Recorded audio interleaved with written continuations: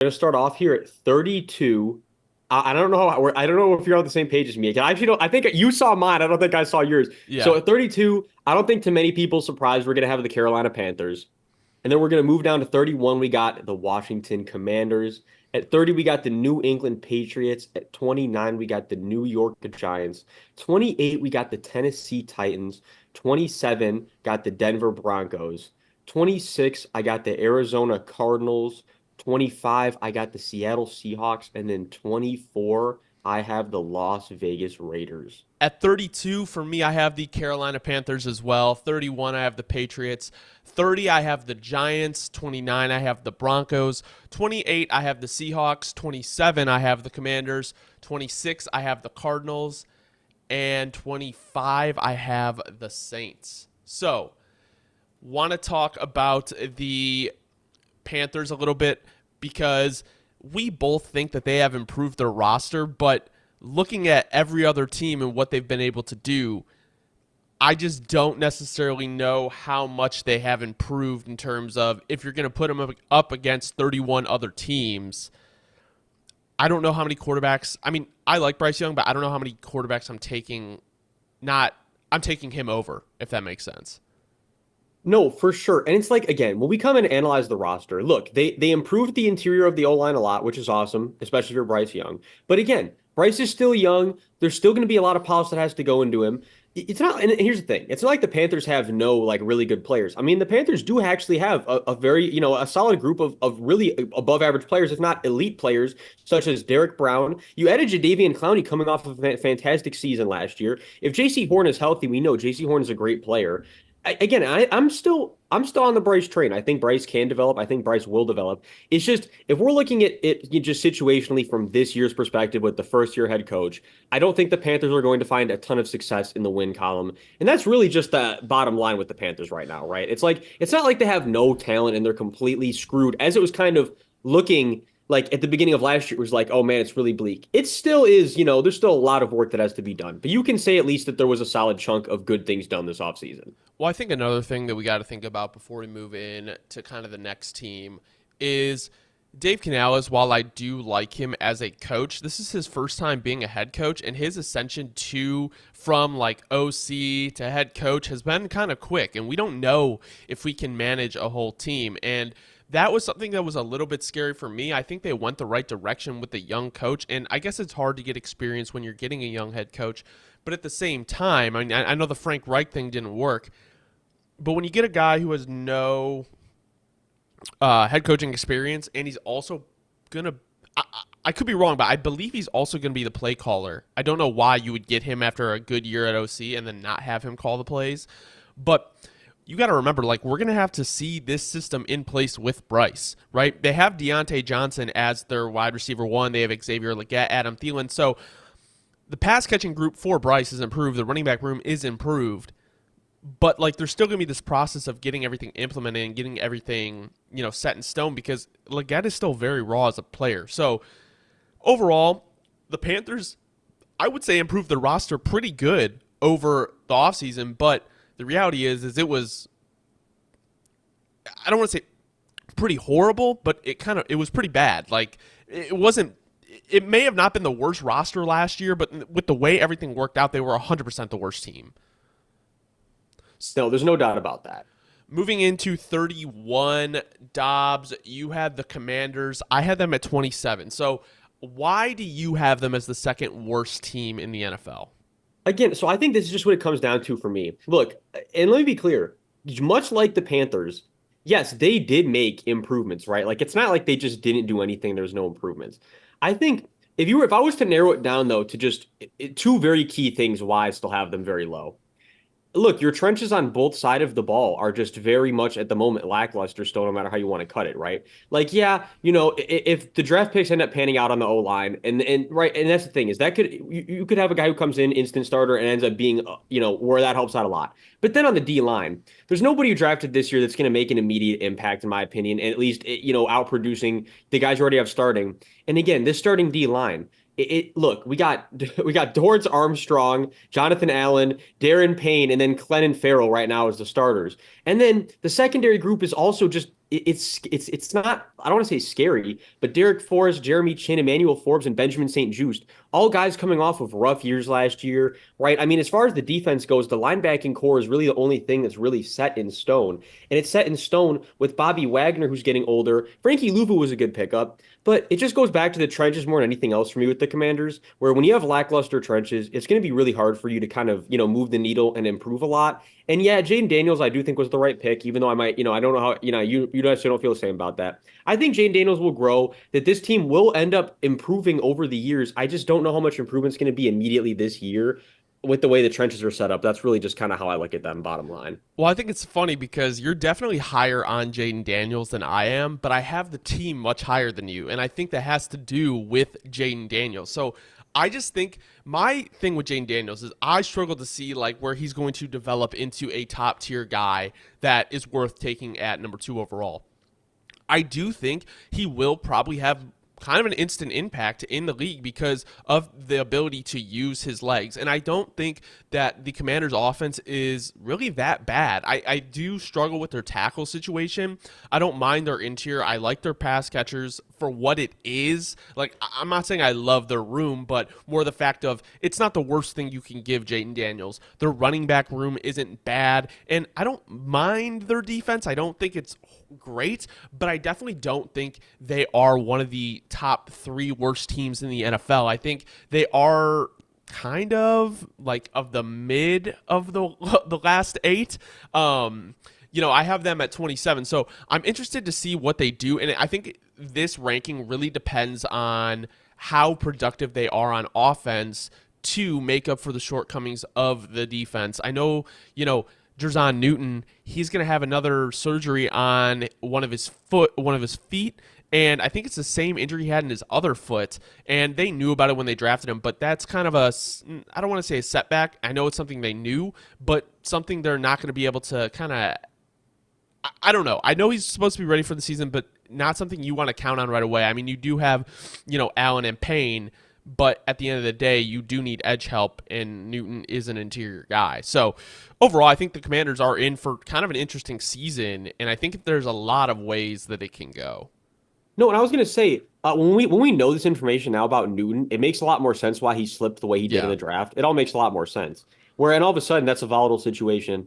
And yeah, don't get me wrong. Let me be clear, because I kind of forgot to touch on him. I think adding him to this D line is going to be fantastic if he can stay healthy. But again, now all of a sudden, that's the contingency along with Jerzon Newton. It's like, can he stay healthy? And also, first year head coach, even though it's Dan Quinn, and we know we've seen Dan Quinn as head coach before. Again, it's just, and that's the thing is Dan Quinn might improve this defense and make my take look terrible, but I just feel like with the personnel they have right now, I don't think it's going to be that easy, especially in the first year. I feel you. Moving in to our next team, at 30, you have the New England Patriots. I have them at 31. So the reason I have them as the second worst team is because I don't believe in their coaching staff. Drake May is not going to be playing. They have a lot of mid or young receivers. I don't really trust their defense. And I just have so many questions about what the New England Patriots are going to be this year. I could definitely see them having a worse year than they did last year.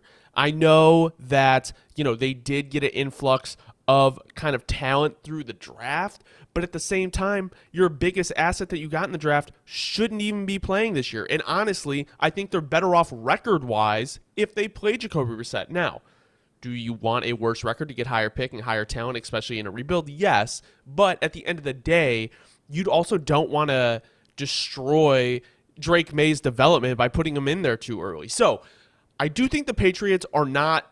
I think the Patriots are trending in the right way in terms of some of the personnel they picked up in the draft, but I still don't understand their direction at a GM position, at a head coach position, at kind of what they want to do at quarterback in terms of how early they're going to play Drake May. So I just see this as one of those years where it's like there's going to be so much figuring out, so much rawness on the staff and in the personnel room that it's like I don't see how they come out of the season with more than 5 wins. Yeah, no, I agree with you completely. My thing is, though, I think why I have them ranked a little higher than the other two that we've already discussed is just for me. Look, at least when I look at your trench group, I'm saying, all right, you know what? More on the offensive side. Look, even though they're relatively unknown and newer guys and drafted more recently, Patriots O line last year performed actually relatively solid compared to the rest of the league. And if Caden Wallace can come in and be a good productive starter, at least all of a sudden you have a pretty solid offensive line unit, right? Now again, back to the weapons. Me personally, I think I'm a little bit higher on Jalen Polk and Javon Baker than maybe a lot of people, especially Javon Baker. So I think that's kind of also what helped me elevate the Patriots. Is I'm looking at it and I'm like, yeah.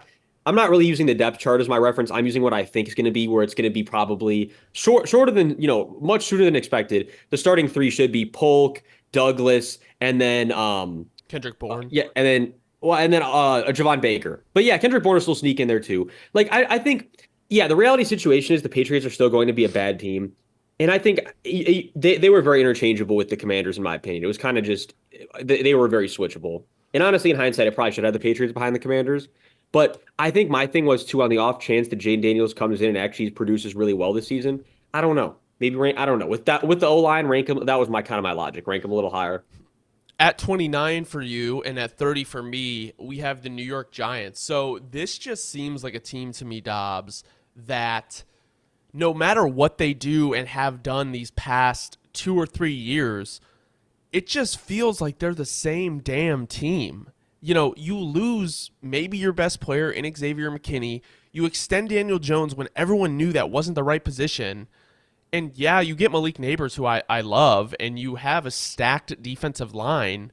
But what are you really doing in games? Like, is there anybody on your team outside of Malik Neighbors on offense that scares you? You lost your best offensive weapon in Saquon Barkley. You still have Daniel Jones and Drew Lock in your quarterback room. And personally, I would run it with Drew Lock. So I just don't know what the direction of the Giants are at this point. And I fail to see how they come out better than they were last year on offense, at least. No, I think here's how I'm looking at the Giants, and this is really the only way I'm looking at them at this point. If they're going to have a season where they get even near like 7 or 8 wins, this pass rush and this D line has to play like perfect every single game. Which that's what they're clearly banking. They're banking on this D line to carry them because yeah, like let's talk about all the deficiencies this team has. Right, minus Malik Neighbors, the receiving core is just it's just subpar to call it what it is. Right, Daniel Jones or Drew Lock. Does that move the needle? Absolutely not. In real, if we're being realistic, right? Unless Drew Lock comes in and has an absolute amazing turnaround, like complete career around season. It's like realistically, what's going to be the saving grace for the Giants? And then the O line still really rough. Minus Andrew Thomas, right? Darren Waller. What's the situation with Darren Waller? We still don't have an update really. The Giants, if I'm not mistaken, I could be wrong here, but I'm pretty sure I'm pretty sure I'm not. Just on pure statistics. The Giants are the one team where they're starting three corners, if you were to put them in nickel, all graded in the bottom 100 of PFF's corners, which is just incredibly rough, right? You lost Xavier McKinney, didn't replace him with anybody who's necessarily, again, I love Tyler Nubin, but he's not going to be better in the first year. And then if Brian Burns doesn't come and produce up to that, the money that you're going to be giving him now. And then if Kayvon Thibodeau doesn't make a jump because he kind of regressed a little bit last year, even though the stats were still there, you want to see more consistency from him. Dexter Lawrence is really the key to this team, and Dexter Lawrence can only do so much, right? It's like the Giants, to your point, what are they? They're literally this year's already off the bat. Like, what's this team's identity? And I think that's going to be the case for them until they get rid of Daniel Jones or until they have a solid quarterback plan, which obviously, like, they weren't getting any of the quarterbacks in the second round. The top 6 were gone. But I also thought this was a team that I think he's great for the Saints, but Spencer Rattler could have been a good play for them, especially with his arm. I think Dable could have worked with them there. Obviously, I don't know. I think I do like what the Giants kind of did in the draft. It wasn't bad, but until they get out from that Daniel Jones situation and the Drew Lock situation, we're just going to be feeling the same about the Giants no matter what they do. And at the same time, I do think they upgraded a little bit on the O-line, but it's just like the same thing. It's like Malik Neighbors, okay, replaces Saquon Barkley. Got it. What else? Like, what else? Like, I know the Brian Burns stuff. I get it, but it's just like, what else? So, I don't know. Moving in to our next team at 28, you had the Titans. I have them all the way at 22. So, please tell me why you think you are lower on the Titans than I am. Okay, here's my full explanation for the Titans because I want to be clear. They were one of the teams I was first thinking of where, look, if Will Levis makes a big jump, let me just preface. This is a team that could finish way higher than I have them ranked right now. But again, just going off what I already know currently, if Will Levis doesn't make a humongous jump and he's still kind of spotty and he's in the growing pains that you usually see from a first couple year QB, and along with the fact that the O line, look, if JC Latham comes in and he's amazing, it changes a lot. But the reality is still, it's not like you have a far from perfected O line. Even though it's if Latham is a good player, it's already a relatively solid unit. But again, the receiving core, albeit it looks good on paper, they're also aging guys. In my opinion, Calvin Ridley coming off again that underwhelming season last year. Yeah, you look at the stats. Yeah, he had over 1,000 yards, but the drops, just the inconsistencies, the fact that I still remember him as the pre-gambling Calvin Ridley. You want to see him get back to that form. Throw it all And on again, yeah, black. like the D line, if Devondre Sweat can come in and be an amazing player right away, it's going to help things out a lot. But if he's not and he has to go through the growing pains that you expect too, it's like this D line is not going to be absolutely world beating off. They have a lot of solid guys, but it's not like anybody that's a world beater coming off this line. And Jeffrey Simmons again coming off of one of his worst years last year. You want to see Jeffrey Simmons have a better year this upcoming year. The cornerback room, yeah, you added help, but the linebacker core and the safety core is nothing amazing. You know what I Kenneth mean? It's just more, Murray. yeah, it's like, yeah, exactly. Yeah, that was one of the biggest head scratchers of free agency. I think my thing is, bro, more than anything, it's like, they have the tools to make somewhat of a run, but it's also like in that AFC South, it's going to be tough. I just feel like there's a lot of things going against them as opposed to things going for them, Yeah, so especially with the first year head coach on top of things. okay, so I feel you on everything you said. And I agree because here's my thing. I have been a generational Titans hater. I have not liked the Titans ever since we were doing like football stuff with like Burbs, like from the start. Like I have just disliked the way they've done their things. And I've recently turned around though. Like I have recently changed my opinion on them. I personally am higher on Will Levis. I feel like I think he can be, because of his abilities, a good quarterback in this league. And I think I have kind of come around to the Brian Callahan hiring now that they have added all these weapons on offense. My issue with him is, okay, they're coming from a very, pass heavy team in the Bengals, and your top weapon is D-Hop, an older D-Hop, and you have Treylon Burks, who hasn't done shit. You add Calvin Ridley, you add Tyler Boyd, and now your top three is D-Hop, Calvin Ridley, and Tyler Boyd. These are all proven veterans. These are all guys that can provide safety blankets for your offense and your young quarterback. Then you go out and get Tony Pollard, who's one of the best pass protecting backs in the league. Tajay Spears is a good player. You've upgraded your offensive line. J.C. Latham, Peter Skronsky, Lloyd Cushenberry. Obviously, they need to figure out that left or that right tackle spot badly, because it looks like they have J.C. Latham slotted at right, and then obviously, you got to fix a guard spot. With that being said, if Callahan can scheme this offense the way the Bengals have and improve, Will Levis, and prove that he is a franchise guy, regardless if this is D-Hop's last year, I think that as long as their defense is middle of the pack, this team is going to be a lot better than people think. And that has to ride on the belief of Will Levis. So I will eat my words if Will Levis does not have a decent season. But I just think with the veteran pass catchers around him, I know they're all aging, but at the end of the day, these are guys. I mean, like Boyd was one of those free agent targets where it's like, not everyone is like, oh yeah, it's Tyler Boyd, but like any team that he went to was going to be a valuable addition for them. No, it's a great way to put Tyler Boyd, honestly. Yeah, I mean, overall, I think the Titans could. I mean, realistically, we'll do a whole nother show for what we think.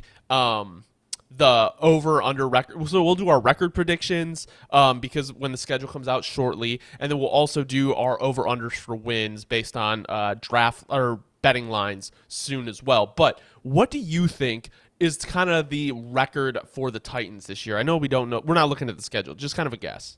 Again, so for me, it could range anywhere from like 5 to 9.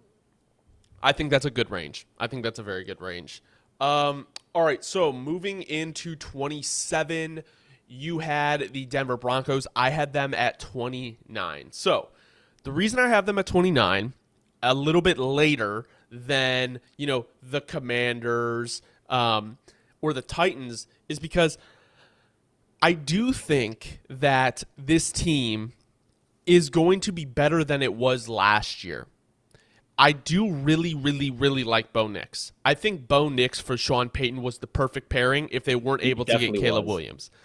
With that being said, their wide receiver room is kind of disgusting. I do love the idea of pairing Troy Franklin with him. I like Audric Estime. The O-line could use some work. I don't love their defense. And I do think there is going to be this adjustment period for Bo Nix from college to the NFL, as there is for any quarterback.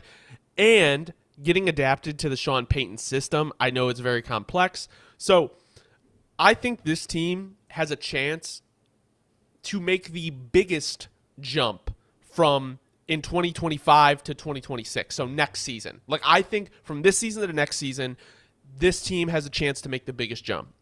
I still think their roster is pretty bad. I think it's pretty bad. So with that being said, I do have them lower because I just don't see a very, very high ceiling for this team going into the year. Yeah, so I'm same as you, where it's like, look, I think I had them. If Sean Payton wasn't the coach, let me be clear about this. If Sean Payton wasn't the coach, I think the Broncos would have been like bottom 30. Like they would have been like really low on my list. Yeah, to me, they would have been just in front of the Panthers and Patriots.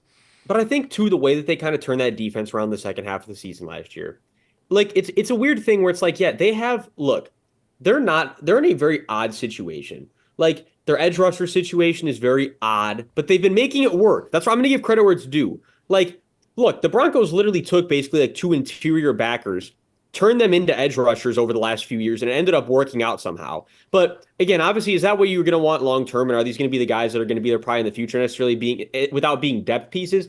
Probably not. So you have a long way to go with the D line as far as I see it. The O line, it's coming together a lot. Like the O line's finally starting to come together a lot, but you still got to figure out the center. And I know Broncos fans might be thinking, oh, this. I feel like you still have some work to do on the interior.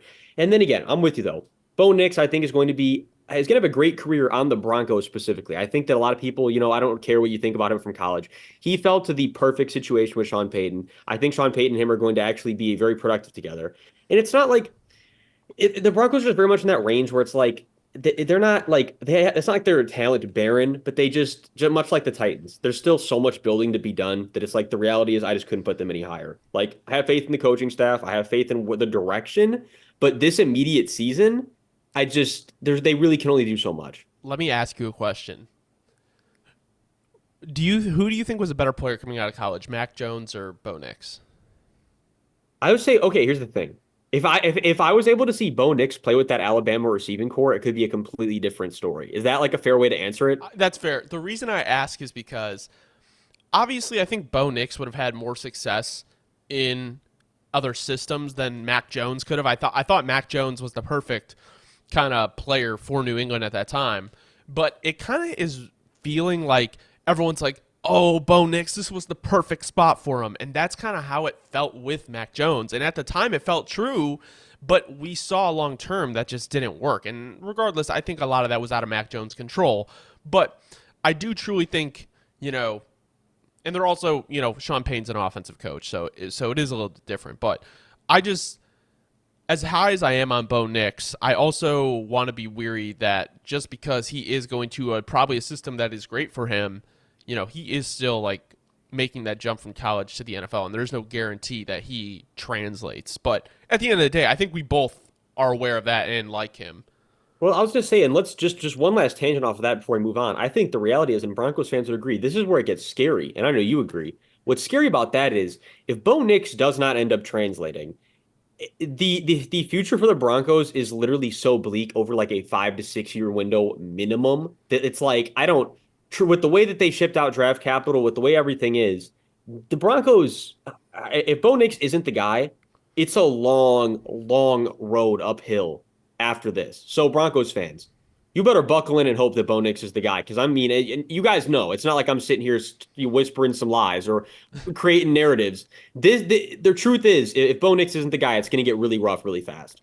Moving in to 26, we have the Arizona Cardinals. We both had them at 26. I am fairly confident about this team in terms of what they can do this year. I just see like the progression in how they've built the roster, how they've built the culture, how everything has worked in Arizona over the last 2 years.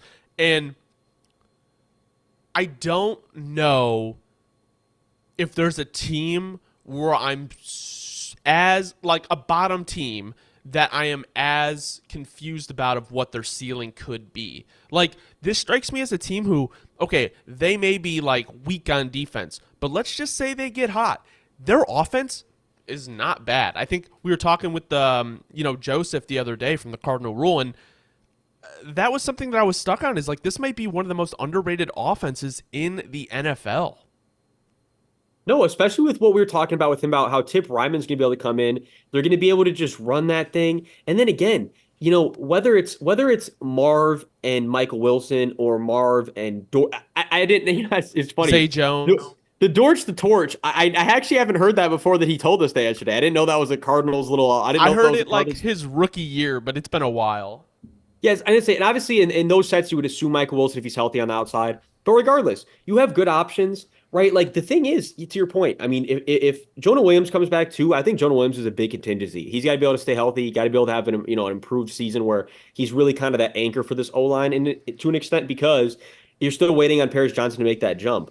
But look, I'm with you 100%. This offense, if they run the ball, Kyler get the read option involved, use Marv when necessary. They can definitely be a sneaky good offense. Yeah, and what you're saying, though, it goes back to the defense. I think if you're a Cardinals fan, you'd agree. You want Budda Baker to kind of make that resurgence this year, coming off kind of a rough year last year. I know Cardinals fans are excited about Mac Wilson coming over, getting that starting role, but at the same time, Mac Wilson coming off minimal snaps last year. It's kind of like it's hard to judge when good snaps, but minimal snaps. So it's always hard to judge a player coming out of that situation. And like we were talking about with Joseph, the D line has young guys with you have hope in, but none of them are proven guys yet. So all that is very contingent on how they develop. I think we kind of ranked the Cardinals where we had to rank them. They could finish a lot better than this at the end of the year, but again, just with the information we have right now, I can't really put them any higher than we have them. Well, I also think a big thing for me is we saw them play last year, and regardless if they picked top 4 last year, we knew they were in every single game.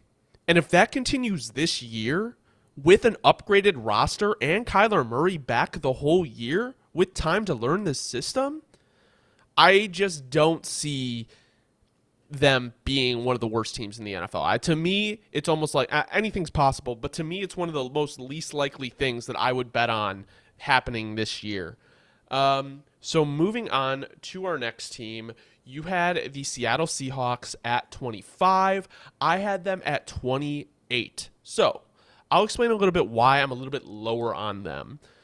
We have a defensive-minded head coach coming in who is his first-year head coach.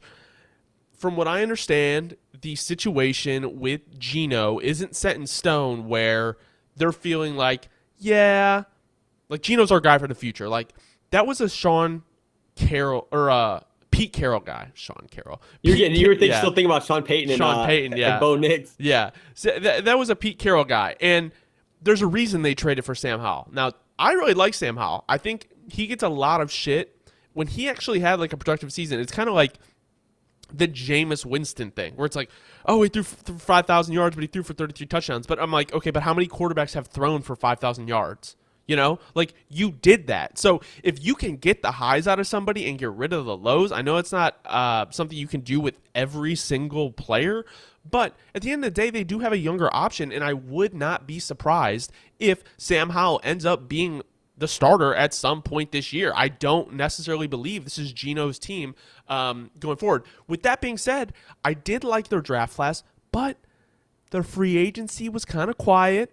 They let a lot of guys go, and I wonder if this is their way of doing a quiet rebuild. They're just kind of letting guys go, slowly bringing people in. But if you look at the Seahawks roster, I do like their cornerback room. Obviously, I like their wide receiver room, but I still struggle with their O-line a bit. And, I like Kenneth Walker. I like Zach Charbonnet. But at the same time, I don't know how much I trust them to make like this huge impact on their offense. So I don't know if necessarily their offense is going to be, the issue necessarily, but they do have a new OC, and the new OC hasn't worked with Geno. So I don't know. Like, there's a lot of uncertainty, and I just don't know how this staff is going to be. This team could outperform my ranking quite a bit. But at the end of the day, this is just one of those teams that I just do not have confidence in this year. Not to say they're trending downwards in terms of like their future, but just for this year with the new regime, it just kind of feels like it may just be one of those years that you just kind of perform and do what you can. Well, no, I was going to say 100%. And there's a lot of contingencies to it, Seahawks, we have to consider. Like, okay, Charles Cross, again, improved, I would say, in his second year, but at the same time, it still wasn't to the standard of where you drafted him, where you feel like he's really, performing up to the standard of where you drafted him. Abraham Lucas had a really solid rookie year compared to where he was drafted, but then all the injuries last year, coming back, can he even be close to that same player he was his rookie year? It's like, well, that's a question now we have to have answered. The rest of the O-line leaves so much to be desired. And you know how I feel about teams and where I rank them with the quality of their O-line. It's a huge part of where they're ranked. Seahawks O-line, rough. And back to what you were just saying, I think Sam Howell at some point, it actually makes a lot of sense. We look at what Sam Howell did with that Commanders core. Yeah, look, the O-line for the Seahawks is basically just as bad as of right now. But I think as far as weapons go, you're getting a steady improvement as far as the weapons category. And again, he put up great numbers minus the interceptions with the Commanders and the fumbles and all that. But look, again, like you said, if you can tune out the mistakes, tune into the good stuff, I think it's only a matter of time before we see Sam Howell starting in a Seahawks uniform. And as far as the defense goes, I'm big on a lot of guys in this defense, higher than a lot of people. Again, I think Boye Mafe can make another big jump this year. I think they got the steal of free agency in Tyrell Dodson. But, the reality is, too, there's still just a lot of young guys on this defense. And like you just said, too, Mike McDonald, it's when you're a first-year head coach, I'm always, no matter how good you performed in your coordinator role, being head coach is a whole different can of worms. I can only rank you so high when you're a first-year head coach. And that's just the reality of kind of where the Seahawks are at.